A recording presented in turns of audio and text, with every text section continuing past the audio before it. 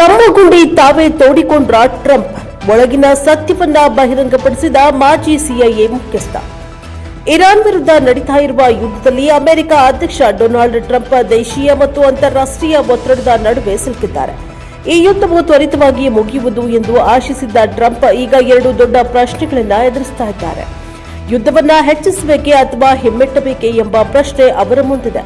ಅಮೆರಿಕದ ಮಾಜಿ ರಕ್ಷಣಾ ಕಾರ್ಯದರ್ಶಿ ಮತ್ತು ಸಿಐಎ ನಿರ್ದೇಶಕ ಲಿಯಾನ್ ಪನೆಟ್ಟಾ ಅವರು ಈ ಪರಿಸ್ಥಿತಿಗೆ ಡೊನಾಲ್ಡ್ ಟ್ರಂಪ್ ನೇರ ಕಾರಣ ಎಂದು ಹೇಳಿದ್ದಾರೆ. ಈ ಇರಾನ್ ಬಿಕ್ಕಟ್ಟಿಗೆ ಟ್ರಂಪ್ ಸ್ವತಃ ಕಾರಣ ಎಂದು ಸಿಐಎ ಮಾಜಿ ಮುಖ್ಯಸ್ಥ ಲಿಯಾನ್ ಪನೆಟ್ಟಾ ಹೇಳಿದ್ದಾರೆ. ಹಾರ್ಮುಜಾ ಜಲಸಂಧಿಯು ಯುದ್ಧವನ್ನ ಮತ್ತಷ್ಟು ಜಟಿಲಗೊಳಿಸಿದೆ ಮತ್ತು ಟ್ರಂಪ್ಗೆ ಇನ್ನು ಮುಂದೆ ಸುಲಭವಾದ ಆಯ್ಕೆಗಳಿಲ್ಲ ಎಂದಿದ್ದಾರೆ. ಲಿಯಾನ್ ಪನೆಟ್ಟಾ ಅವರು ಬಿಲ್ ಕ್ಲಿಂಟನ್ ಮತ್ತು ಬರಾಕ್ ಒಬಾಮಾ ಆಡಳಿತದಲ್ಲಿ ಪ್ರಮುಖ ಹುದ್ದೆಗಳನ್ನು ಅಲಂಕರಿಸಿದ್ರು. ಅವರು ಹೇಳಿದ್ದು ಏನೆಂದರೆ, ಟ್ರಂಪ್ ಅಪೂರ್ಣ ಸಿದ್ಧತೆಯೊಂದಿಗೆ ಯುದ್ಧಕ್ಕೆ ಧುಮುಕಿದ್ದಾರೆ.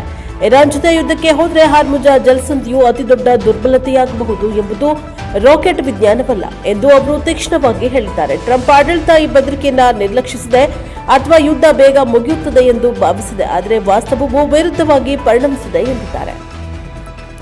ಇನ್ನು ಹಾರ್ಮುಜಾ ಜಲಸಂಧಿಯನ್ನ ತೆರೆಯದ ಹೊರತು ಟ್ರಂಪ್ ಕದನ ವಿರಾಮ ಸಾಧಿಸುವುದು ಅಸಾಧ್ಯ ಎಂದು ಪನೆಟ್ಟಾ ಎಚ್ಚರಿಸಿದ್ದಾರೆ. ಈ ಮಾರ್ಗವನ್ನು ತೆರೆಯಲು ಮಿಲಿಟರಿ ಕ್ರಮ ಕೈಗೊಂಡರೆ ದೀರ್ಘ ಮತ್ತು ಅಪಾಯಕಾರಿ ಯುದ್ಧಕ್ಕೆ ಕಾರಣವಾಗಬಹುದು. ಟ್ರಂಪ್ ಈಗ ಎರಡು ದೊಡ್ಡ ಒತ್ತಡಗಳ ನಡುವೆ ಸಿಲುಕಿದ್ದಾರೆ. ಯುದ್ಧವನ್ನು ಮುಂದುವರಿಸುವುದು ಅಥವಾ ಹಿಮ್ಮೆಟ್ಟುವುದು ಎರಡೂ ಆಯ್ಕೆಗಳು ಸುಲಭವಲ್ಲ. ಯುದ್ಧದ ಫಲಿತಾಂಶ ಮತ್ತು ಟ್ರಂಪ್ ಅವರ ನಿರ್ಧಾರಗಳು ಜಾಗತಿಕ ರಾಜಕೀಯ ಮತ್ತು ಆರ್ಥಿಕತೆಯ ಮೇಲೆ ಬಹುದೊಡ್ಡ ಪರಿಣಾಮವನ್ನು ಬೀರುತ್ತದೆ.